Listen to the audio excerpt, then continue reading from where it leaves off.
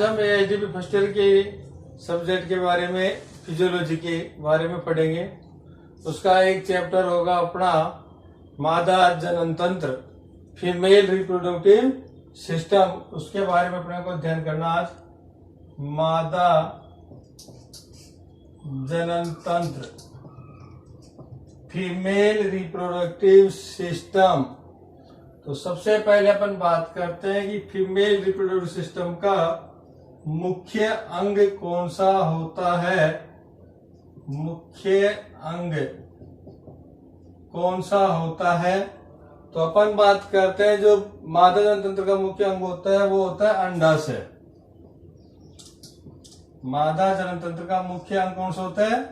अंडाशय होता है, जिसे अपन ओवरी भी कह देते हैं।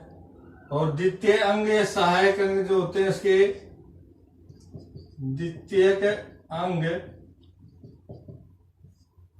उसमें अपने आते हैं अंडवाहिनी,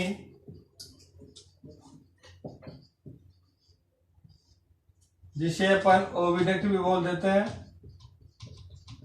या इसको फैलोपियन ट्यूब भी बोलते हैं अपन अंडवाहिनी को। उसके बाद में आता है आपका यूट्रस, गर्भाशय।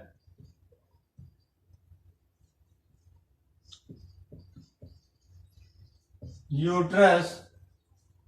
उसके बाद में आती है आपकी वेजाइना, योनि।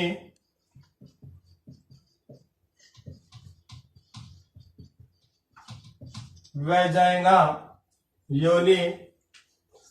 उसके बाद में आता है आपकी वल्वा या वग। वल्वा, जिसे अपन वग भी बोल देते हैं, जो कि मादा प्रजनन तंत्र का सबसे बाहरी भाग होता है। तो अपन सबसे पहले ये देख लिया कि मुख्य अंग तो कौन सा होता है?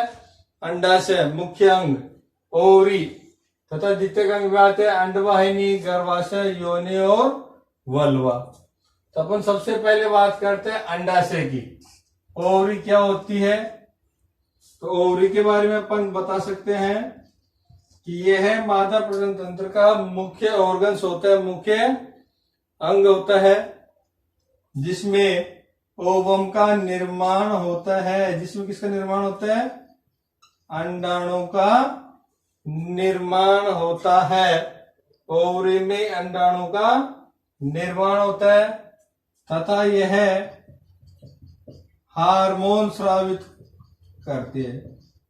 अंडाशय से हार्मोन भी स्रावित होते हैं, एस्ट्रोजन और प्रोजेस्टेरोन, कुछ मात्रा में रिलैक्सिन हार्मोन भी स्रावित होता है।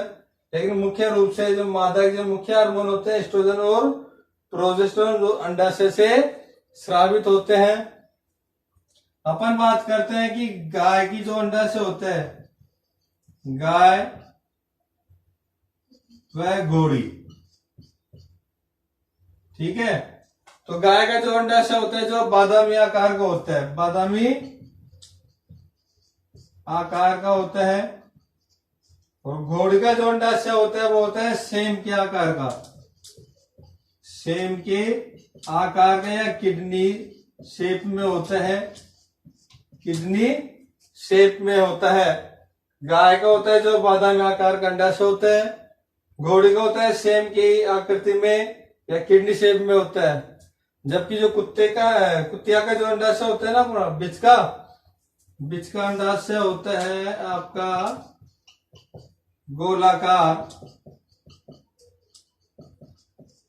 गोलाकार होता है।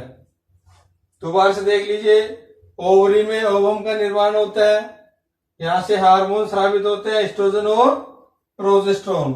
गाय का अंडाशय बादामी आकार का होता है, घोड़ी का जो अंडाशय होता है सेम के आकार में या किडनी शेप में होता है, जबकि कुतिया का अंडाशय गोलाकार होता है।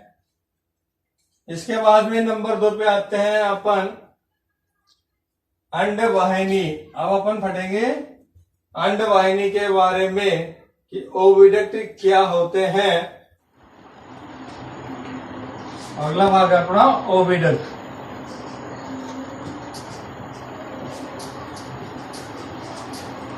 इसे बोलते हैं अंडवाहिनी। ओविडक्ट होता है अंडवाहिनी, जिसे अपन कहते हैं फैलोपियन ट्यूब।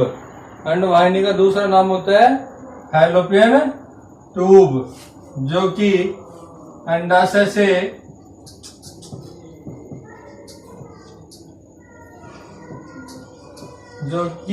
ओवरी से यूटेराइन हॉर्न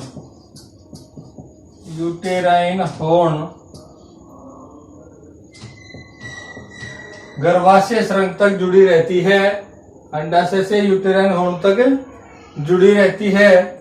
नलिकाकार होती है, नलिकाकार आकृति में होती है। इसका काम अंडाशय से अंडाणु को गर्भाशय तक लाने का होता है। अंडाशय से अंडाणु को गर्भाशय तक लाने का इसका काम होता है। संख्या में ओविडक्ट 2 होती हैं। अंडवाहिनी कितनी होती है? संख्या में 2 होती हैं। अंडाशय की बात की थी अपने ओवरी की, तो ओवरी भी संख्या में 2 होती है, दाई और बाई अंडाशय, जिसमें दाया अंडाशय अधिक सक्रिय होता है, जिसमें 80% ओव्यूलेशन अपने दाया अंडाशय में होता है, और जबकि बाया अंडाशय कम क्रियाशील होता है। जबकि मुर्गी में बाया अंडाशय क्रियाशील होता है और दाया अक्रियाशील होता है। ओविडक्ट की अंडवाहिनी को 3 भागों में बांटा गया। अंडवाहिनी कितने भागों में बांटा गया? 3 भागों में। अंडवाहिनी को 3 भागों में बांटा गया है। सबसे पहला भाग होता है इनफंडिबुलम।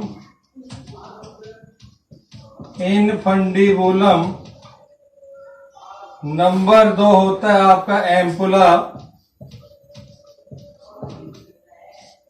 नंबर 3 होता है इस्थमस। अंडवाहिनी के कितने भाग हो गए? 3, इनफंडिबुलम, एम्पुला और इस्थमस। इनफंडिबुलम कीप के आकार में होता है, जो कि अंडाशय से अंडाणु को ग्रहण करता है। यानी कि ओविडक्ट का सबसे पहला भाग कौन सा होता है? इनफंडिबुलम होता है, कीप के आकार में होता है, जो कि अंडाशय से अंडाणु को ग्रहण करता है। एम्पुला मध्य भाग होता है, जहां पे फर्टिलाइजेशन की क्रिया होती है। निषेचन की क्रिया ओविडक्ट के एम्पुला भाग में होती है, तथा अंडवाहिनी का अंतिम भाग होता है इस्थमस। लेकिन मुर्गी में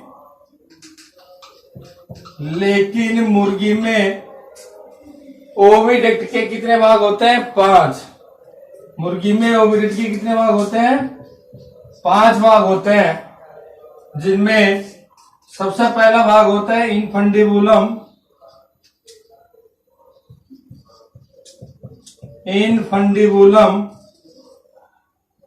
नंबर 2 होता है मैग्नम। इस्थमस। नंबर 4 होता है यूटेरस। और नेक्स्ट भाग होता है इसका वेजाइना। 5 भाग होते हैं। मुर्गी के अंडवाहिनी के कितने भाग होते हैं? 5 भाग होते हैं। इनफंडिबुलम, मैग्नम, इस्थमस, यूटेरस और वेजाइना। मुर्गी में फर्टिलाइजेशन की क्रिया इनफंडिबुलम भाग में होती है। मुर्गी में फर्टिलाइजेशन की क्रिया कहाँ होती है? इनफंडिबुलम में होती है। इसको अच्छी तरह से ध्यान रखना। मुर्गी में फर्टिलाइजेशन की क्रिया इनफंडिबुलम भाग में होती है। मैग्नम इसका सबसे बड़ा भाग होता है। मैग्नम जो भाग होता है, जो मुर्गी के अंडवाहिनी का सबसे बड़ा भाग होता है, इस्थमस, यूटेरस और वेजाइना। यहाँ पे एक चीज का ध्यान रखना, इनफंडिबुलम कीप के आकार की जो संरचना बताई थी, एम्पुला में निषेचन की क्रिया बताई थी। यहाँ पे फर्टिलाइजेशन कहाँ होता है? एम्पुला में, जबकि मुर्गी में इनफंडिबुलम भाग में अंडाणु आता है, फर्टिलाइजेशन की क्रिया एम्पुला भाग में होती है और स्तमस। यहां तक अपना कंप्लीट होता है। मुर्गी के 5 भाग, नॉर्मल 3 भाग होते हैं अंडवाहिनी के। इनफंडिबुलम कीप के आकार का होता है जो कि ओवलेट का पहला भाग होता है। एम्पुला मध्य भाग होता है जहां पे फर्टिलाइजेशन की क्रिया होती है। स्तमस इसका अंतिम भाग होता है। मुर्गी के अंडवाहिनी के 5 भाग होते हैं। इनफंडिबुलम, मैग्नम, स्तमस, यूटेरस और वेजाइना।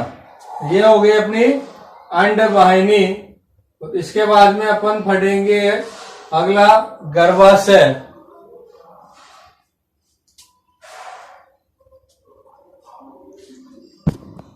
गर्भाशय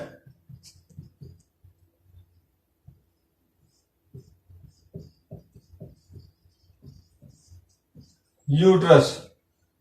गर्भाशय खोखला में मांसल भाग होता है। खोखला एवं मांसल भाग होता है जो कि पेल्विक कैविटी में ब्रॉड लिगामेंट के द्वारा जुड़ा रहता है। पेल्विक कैविटी में सीधा जुड़ा रहता है, ब्रॉड लिगामेंट के द्वारा जुड़ा हुआ रहता है। यूट्रस में 3 परतें पाई जाती है। सबसे जो बाहरी परत होती है उसे पेरिटोनियम कहते हैं। पेरिटोनियम सबसे बाहरी परत।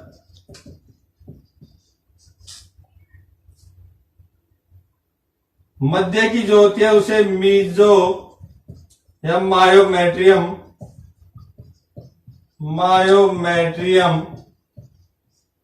कहते हैं। जो बीच की जो परत होती है उसे मायोमेट्रियम कहते हैं।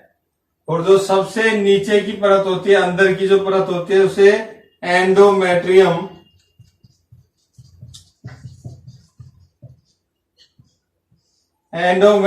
कहते हैं। सबसे नीचे की जो परत होती है जिसमें प्लेसेंटा जुड़े हुए होते हैं, एंडोमेट्रियम आगे जुड़े होते हैं प्लेसेंटा।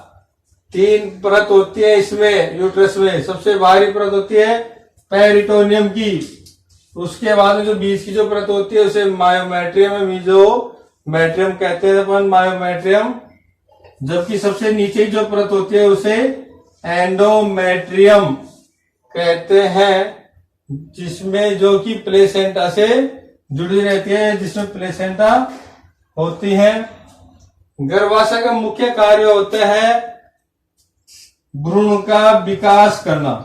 भ्रूण का विकास करना, वह उसे पोषण प्रदान करना, वह उसे पोषण प्रदान करना। भ्रूण का विकास कहाँ होता है? गर्भाशय में होता है। पोषण भी कहाँ मिलता है उसको? यूट्रस में मिलता है, गर्भाशय में मिलता है। अब अपन सबसे मेन बात पढ़ते हैं कि गाय, भैंस, भेड़ और बकरी, इनके गर्भाशय